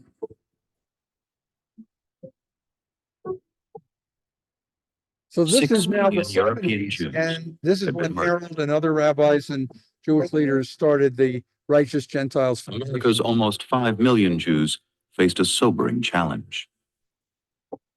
For nearly 300 years, they had been a provincial outpost, a relatively unimportant minority. The Holocaust had made them the largest and most powerful Jewish community in the world. And with that power would come vast responsibility. That looks like Mount Sinai right there, Dave. New York, of course. So that's the end of that movie. And again, watch some of these on your own. Next, on the Jewish Americans. Oh, there's another one? Once, Oh, Jews were excluded. I don't know. Maybe there's another bit. In the 19th, Maybe there's another bit. There's another film I'll show sometime, which has featured interviews with recent, more contemporary leaders and people like, there's a whole interview with Matisyahu before he shaved his beard, and well, he has a beard, but before now he's not anymore Hasidic, but he's still doing reggae. He's doing a concert in Denver next Saturday night. Noam's getting tickets. And a really nice interview with Julius Lester, who I mentioned. But what I want to leave you guys with is that both here and I was living in Long Beach, and anywhere you go, I mean, within reason, almost every city had covenant laws. Can you want to explain what a covenant was? All right, a covenant, they call it different things. They call it redlining for blacks. It meant an area that where you were not, if you owned a house, you were not to rent it to Jews or blacks, period. End of sentence. So in California, in Long Beach, there was vast tracts of Orange County. And when I was growing up, Orange County was the area you didn't move to because, and that's where Knott's Berry Farm was. But there were certain areas eventually, there's a large section of Orange County that is known as the Asian area. And now plenty of Jews live, and now people live wherever they want to. But here it was north of Pershing. That area north of Pershing was until when? 50s, 60s? Okay, that changed. And now many of the homes in that area are owned by Jews. That's where Joe lives. But there was a time when it was Judenrein, forbidden to rent to or sell to Jews in those areas. Whereas, there were other parts of LA. When I came back from Israel and was all in my religious trip, I said, Mom, Dad, I don't want to live in the valley anymore. I want to live in Fairfax. So I went to go live in Fairfax, where I could walk to a shul and find delicatessens. Little did I know that by that time, the valley was already becoming super Jewish, and now it's much different than it was. I mean, my closing thought to you guys is that when I came here, and Dave knows this, when I came here, I was expecting let me log off of, I was afraid that I was moving really into the real diaspora. And I did, in a way, because Wyoming is different from other places because it's so wide open and spread. But you know what? The patterns are the same. Wherever we went, Centralia, Washington, I found a little shul, I stayed there overnight with some kids, and I found this little shul, and I slept on the bima because it was the only warm place. And they had all these old books going back to the 30s and the 20s. And so a lot of these synagogues were created with that in mind. You have to have a shul. Did they ever have a mikveh in the old building downtown? No. Oh, they never did. So they would go to Denver. That must have been it. So if you want to understand a little bit more about this particular community, it's that this is the generation of the late 40s, early 50s of the people who said, we're here, we made it, get used to us. And I'm pretty sure that when they built this building, Dave, that's what queers say. We're here, we're queer. But the idea of this building, when I saw this building, I said, this reminded me so much of a smaller version of the synagogues in LA built in the same period. The same thing with the pictures and the stained glass and the founders. And I wish we could have known them. By the way, just the last thing I'll tell you is that Ben and I went up to, Ben lives in Wheatland, Ben and Rebecca, and I did a presentation at a United Methodist Church there. And a woman comes over to me and said, after we talked and I did my little spiel on Judaism, God, it's 9 o'clock. And a woman comes over to me and Ben and says, I want to show you this book of pictures. And her father was one of the non-Jewish contractors who built this building, and she showed me the what is it called, the block where you always put the dedicated established in the cornerstone. So she said, I'm so proud to know that my father and my grandfather helped to build your synagogue. So there is a significant difference in Wyoming, and Dave can talk about this more with you, is that people here, despite the fact that there's always some, under the surface kind of discomfort, they've always, the Jews were accepted. Maybe because we were here with the railroads, Dave. I don't know. But I'm always, my hackles are always up. My awareness is always there. But don't be afraid. We're here, get used to it. So, all right, thank you all very much. Eat and take food home with you. And thank you for staying a little extra. Thank you. Ian, good luck tomorrow. He's at home because he said he has a job interview tomorrow. If you were thinking about becoming Jewish, look at what you're inheriting. That's right, yeah. Are you really trying to change our mind now? Yeah,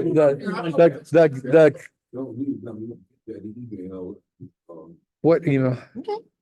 Okay, thank you guys at home. If I do, you can catch Stay in me. touch. That fast. I will be leading services this Friday and Shabbat. We're honoring Tim Solon, who is one of our righteous Gentiles. Okay. Good Shabbos. I mean, Shabbos, huh? Yeah, I know. Okay. Yeah. Well, I'm gonna sign off. Did we get recorded? We got recorded. Yes, we Okay, did. all right. Good night.